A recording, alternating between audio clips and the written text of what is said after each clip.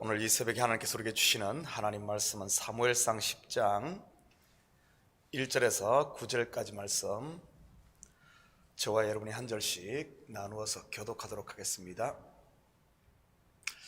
이에 사무엘이 기름병을 가져다가 사울의 머리에 붓고 입맞추며 이르되, 여호와께서 내게 기름을 부어사 그의 기업의 지도자로 삼지 아니하였느냐?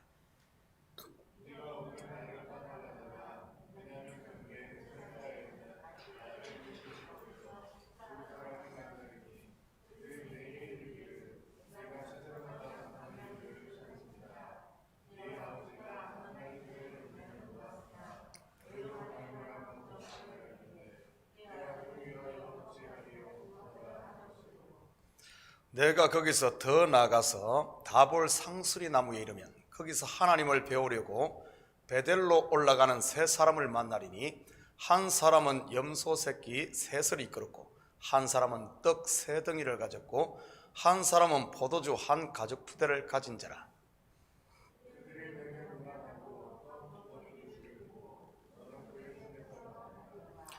그 후에 내가 하나님의 산에 이르리니 그곳에서는 블레셋 사람들의 영문이 있느니라. 내가 그리로 가서 그 성읍으로 들어갈 때 선지자의 무리가 산당에서부터 비파와 소고와 저와 수금을 앞세우고 예언하며 내려오는 것을 만날 것이요,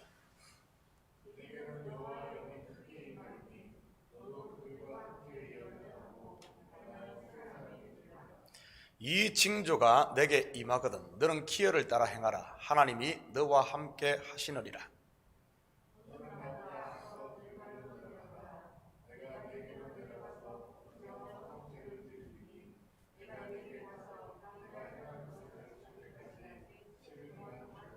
함께 읽겠습니다. 그가 사무엘에게 떠나려고 몸을 돌이킬 때 하나님이 새 마음을 주셨고, 그날 그 징조도 다 응하니라.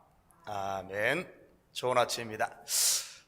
어제 때로는 보면 사람이 예상이 빗나갈 수가 있어요. 오늘 아침에 저는 한 1인치쯤 눈이 올 줄 알아서 오늘까지는 새벽 예배를 하고 내일부터 쉬면 되겠는데, 오늘 아침에 보니까 생각보다 많이 왔습니다. 그런데 그런 가운데서도 오늘 이 새벽에 참여해 주신 분들 감사하고요. 내일 새벽은 현장 예배와 이렇게 모든 예배들을 내일 하루는 일단 쉬도록 하겠습니다. 내일 상황 봐가지고 그 다음 날은 결정하도록 하죠. 오늘 본문은 사울이 이스라엘의 왕으로 기름 부음을 받는 장면입니다. 구약시대에 기름을 붓는 행위는 성별을 의미하며 왕과 제사장 그리고 선지자가 이렇게 해서 세워집니다. 또한 성소와 제단 그리고 성막의 각종 기물에도 기름을 발라 성별을 하지요. 이때 사용하는 기름이 올리브오일 곧 감람유입니다. 우리가 잘 아는 구약의 히브리어 메시아란 말이 기름 부음을 받은 자라는 뜻이지요. 바로 하나님께 성별된 자란 뜻입니다. 메시아는 히브리어인데 헬라어로 번역을 하면 이것이 바로 그리스도입니다. 또한 성경에서 기름은 성령을 상징하기도 하지요. 이사야 61장 1절 같이 봅니다. 주 여호와의 영이 내게 내리셨으니 이는 여호와께서 내게 기름을 부어사 가난한 자에게 아름다운 소식을 전하게 하려 하심이라. 나를 보내사 마음이 상한 자를 고치며 포로된 자에게 자유를, 갇힌 자에게 노임을 선포하며. 바로 하나님의 기름 부음 받은 자 예수 그리스도에 대한 예언이지요. 예수님이 왕이요 선지자요 제사장이라는 말입니다. 오순절 마가의 다락방에 모인 120명의 성도들에게 성령이 강림한 이후 모든 믿는 자들에게는 성령이 선물로 주어집니다. 성령은 하나님의 자녀로 성별되었음을 보여주는 증거의 표이지요. 요한계시록에서는 이것을 이마에 인을 맞았다고 표현합니다. 확인합니다. 요한계시록 7장 2절에서 4절입니다. 또 봄에 다른 천사가 살아계신 하나님의 인을 가지고 해 돋는 데로부터 올라와서 땅과 바다를 해롭게 할 권세를 받은 네 천사를 향하여 큰 소리로 외쳐 이르되, 우리가 우리 하나님의 종들의 이마에 인치기까지 땅이나 바다나 나무들을 해하지 말라 하더라. 내가 인침을 받은 자의 수를 들으니 이스라엘 자손의 각 지파 중에서 인침을 받은 자들이 14만 4천이니. 사도 바울 또한 같은 표현을 하지요. 고린도서 1장 21절 22절입니다. 우리를 너희와 함께 그리스도 안에서 굳건하게 하시고 우리에게 기름을 부으신 이는 하나님이시니 그가 또한 우리에게 인치시고 보증으로 우리 마음에 성령을 주셨느니라.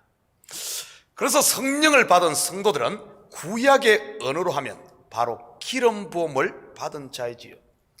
베드로 사도는 성도의 이 독특한 지위를, 이 지위에 대해서 베드로전서 2장 9절에서 이렇게 소개합니다. 그러나 너희는 택하신 족속이요 왕같은 제사장이요 거룩한 나라요 그의 소유가 된 백성이니 이는 너희를 어두운 데서 불러내어 그의 기이한 빛에 들어가게 하신 이에 아름다운 덕을 선포하게 하려 하심이라.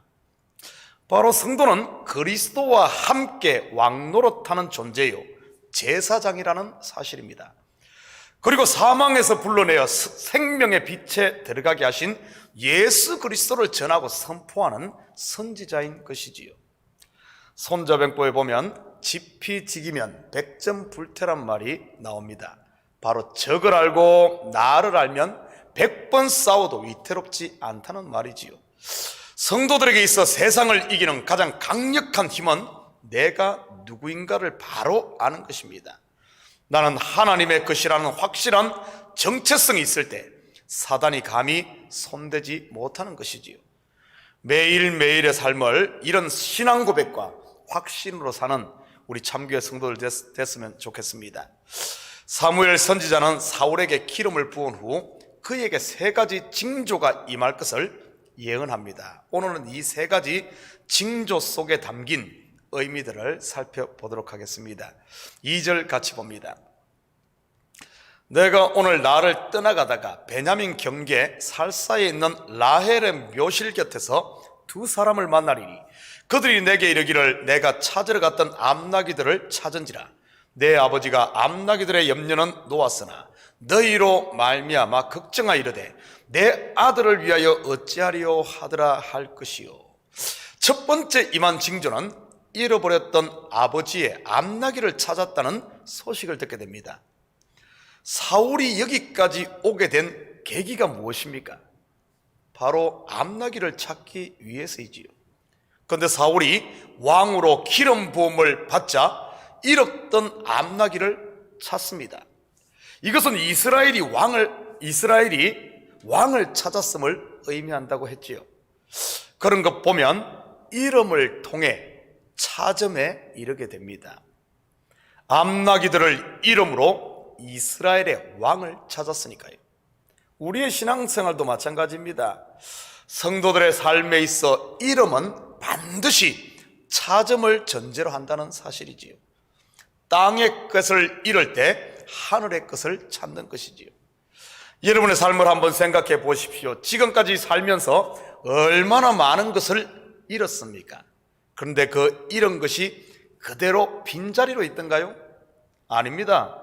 분명 그 자리에 또 다른 무엇인가로 채워져 있지요.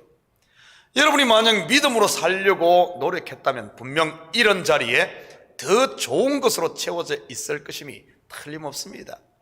여러분, 잃었다고 서운해하지 마시고 위의 것을 구함으로 하늘의 것으로 가득 채움받기를 축복합니다.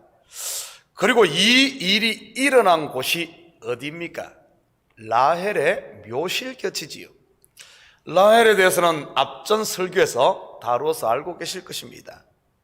라헬이 죽음으로 낳은 아들이 바로 베냐민이지 않습니까? 사울이 베냐민 지파 사람이고요. 라헬의 무덤 곁에서 듣게 되는 잃었던 암나귀를 찾았다는 소식, 마태복음 28장 6절입니다. 그가 여기 계시지 않고 그가 말씀하시던 대로 살아나셨느니라.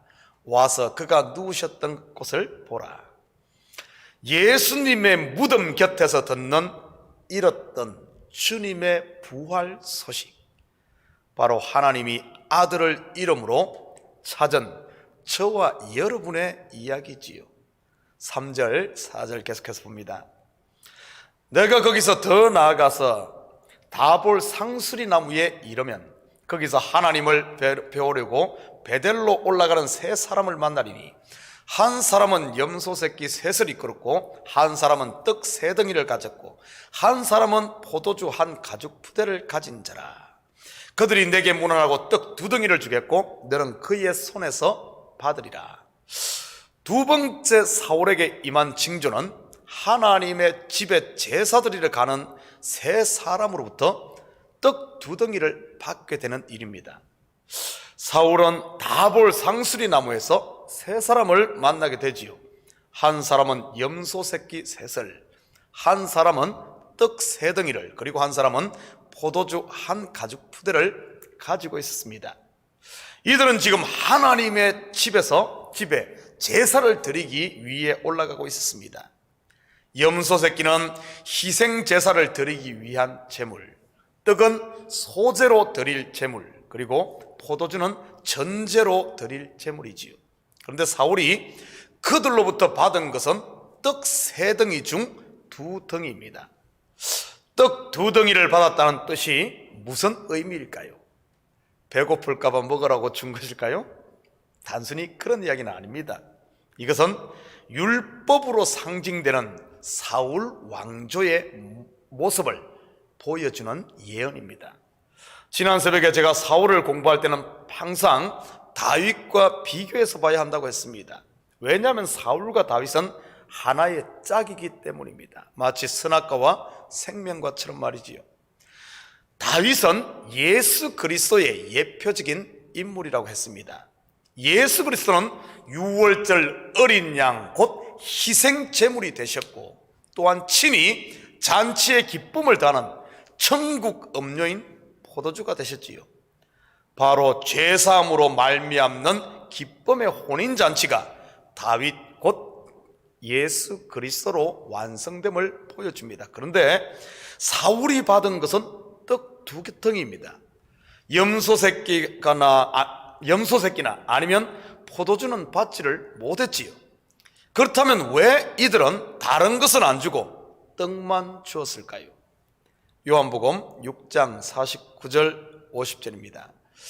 너희 조상들은 광야에서 만나를 먹었어도 죽었거니와 이는 하늘에서 내려오는 떡이니 사람으로 하여금 먹고 죽지 아니하게 하는 것이니라.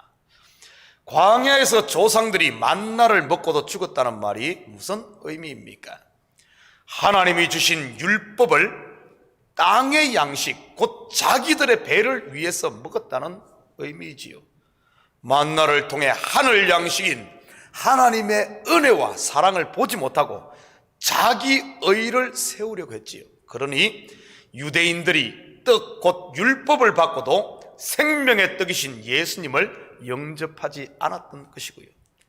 앞으로 사울이 왕위에 오르지만 그 왕위가 영원하지 못하고 만나를 먹고 죽은 조상과 같을 것을 보여주는 것입니다.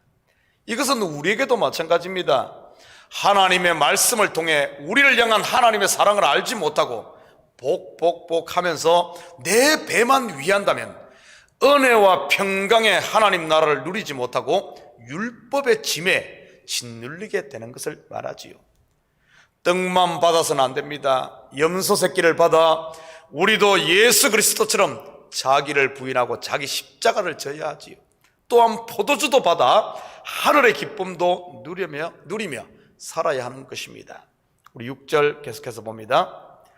내게는 여호와의 영이 크게 임하리니 너도 그들과 함께 예언을 하고 변하여 새 사람이 되리라. 세 번째 사울에게 임한 징조는 하나님의 영의 감동을 받게 됩니다. 사울이 하나님의 산에 이를 때 찬양하며 내려오는 선지자 무리를 만나지요. 그들은 예언적인 찬양시로 노래를 하고 있었습니다. 그때 사울에게도 여호와의 영이 임하고 그도 예언을 하며 새 사람이 됩니다. 이 말은 사울이 하나님의 손에 붙들린 하나님의 도구가 되었음을 말합니다. 하나님의 은혜를 가르치기 위한 도구 말이지요. 때로는 우리가 사울을 욕할지 모르지만 하나님의 크신 경륜 속에서 보면 사울 또한 하나님의 선하신 목적을 이루기 위한 소중한 도구였다는 사실입니다. 9절 같이 봅니다. 그가 사무엘에게 떠나려고 몸을 돌이킬 때 하나님이 새 마음을 주셨고 그날 그 징조도 다 응하니라. 사랑하는 성도 여러분, 이 새벽에 기도할 때 무엇보다 성령의 충만함을 간구하는 우리 식구들 됐으면 좋겠습니다. 그래서 성령 충만함 받아 오늘 하루도 이 온전한 주님의 손에 붙들림으로 말미암아 오늘 하루 여러분 삶의 발걸음마다 하나님이 원하시는 선한 일꾼으로 쓰임받는 이런 복된 하루가 되기를 주님의 이름으로 축복합니다. 같이 기도하십시다. 사랑의 아버지 하나님, 참으로 감사를 드립니다. 우리에게 성령을 부어 하나님의 자녀로 인쳐주시고 악한 것들이 감히 얼씬 못하도록 이는 내 아들이라, 이는 내 것이라 선포하신 하나님, 바로 우리가 아버지 하나님 왕같은 존재요, 선지자요, 또한 아버지 하나님 이 시대의 중보자, 아버지 하나님 제사장으로 부름받았음을 바로 알고 두려워하지 말고 놀라지 말고 아버지 하나님 주님께서 주신 이 귀한 하나님의 자녀 성도의 아버지 하나님 사명을 가지고 오늘 하루도 우리의 선 삶의 영역 가운데서 주님 나라를 선포하며 아버지 하나님 참으로 많은 영혼들에게 생명 양식을 공급하며 사는 이 시대 주님의 도구들 다 될 수 있도록 우리 주님 도와주시옵소서.